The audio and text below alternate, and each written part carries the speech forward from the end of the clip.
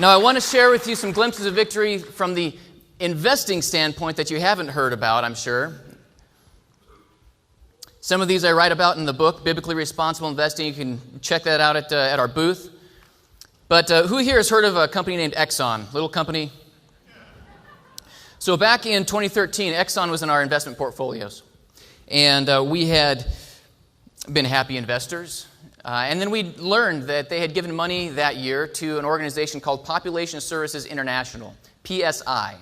The motive of this organization was to give away abortion kits in third world countries to control population. Yuck, right? On a variety of levels. Obviously, as biblically responsible investors, that was a problem for us. So what did we do? We sent an email to the Investor Relations Department of ExxonMobil, introducing ourselves as Christian investors who actually care about biblical values when it comes to our investments, and expressing our concern over this donation. And you know what happened? They actually called us back.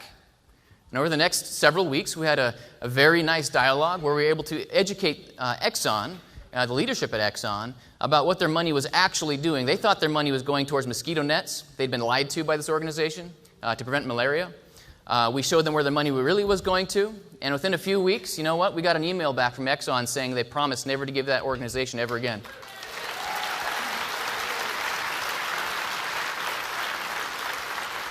Another little oil company named Chevron. Simply smarter, but not always. In 2016, they had a long track record of donations to Planned Parenthood. Very committed. They're out in the Bay Area in California, where we're from, and very committed to this donation. They're giving tens of thousands of dollars every year to Planned Parenthood. A friend of mine took a position in that company, in his investment account type of position, and submitted an actual shareholder resolution. He got to speak at the annual shareholder conference meeting to the board of directors and to the shareholders there, and told them the atrocities that Planned Parenthood is responsible for, and how as biblical investors, that's not something we want the companies we own to be a part of, where we want our investment dollars to be supporting. Suffice to say, he wasn't really warmly welcomed at that meeting. But you know what? He and I were together a couple months later in Boston at a dinner, and he got an email from the leadership at Chevron informing him that they had decided to stop funding Planned Parenthood forever.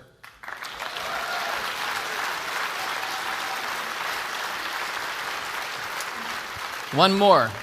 Costco. Who likes Costco? Wholesale? Fans of free samples in the room? Costco, just last year, almost to the day, 1 year ago, had, again, been in our investment portfolios. Happy investors, good stock. But last summer, we were alerted to the fact that they had begun sponsoring certain gay pride parades throughout the country, a handful in different cities. Obviously, this is concerning to us. So I picked up the phone and I just called Investor Relations. I got their voicemail. I left a message introducing myself and our group as Christian investors who care about biblical values, expressed our concern over their sponsorship of these events. And you know what? Within 2 hours, I had a call back from the chief financial officer of Costco Wholesale. 2 hours. He was getting on a plane even. And he called me back. And I was able, again, to educate him about where our stance was and what our requests were in that regard. Over the next several weeks, we had a great dialogue back and forth where we conversed about this issue. And about 6 weeks after that initial phone call, got another call from this gentleman telling us that Costco had made the executive decision not to support divisive issues, his word, divisive issues, such as gay pride parades.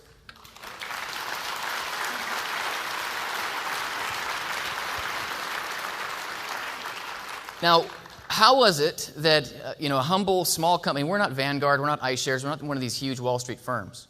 How did we have such impact in these enormous companies? ExxonMobil was the largest publicly traded company at the time, we called them. How was that? What's the common denominator? We called the Investor Relations Department.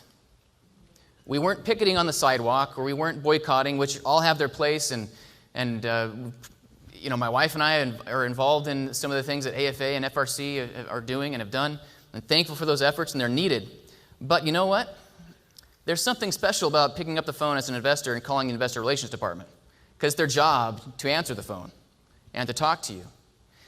And an interesting thing, all three of these companies, not one of them had ever heard from an investor who was advocating for biblical values. Not one. But you know who they are hearing from? Liberal extremists. They're hearing from LGBT activists. They're hearing from the abortion mafia. This is the only voice that they've heard for decades.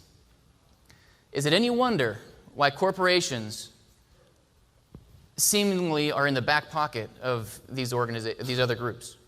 It's because these corporations, in the majority of cases, there are a few exceptions, but in the majority of cases, these corporations don't really care about a gay pride parade or abortion or this or that or the other thing.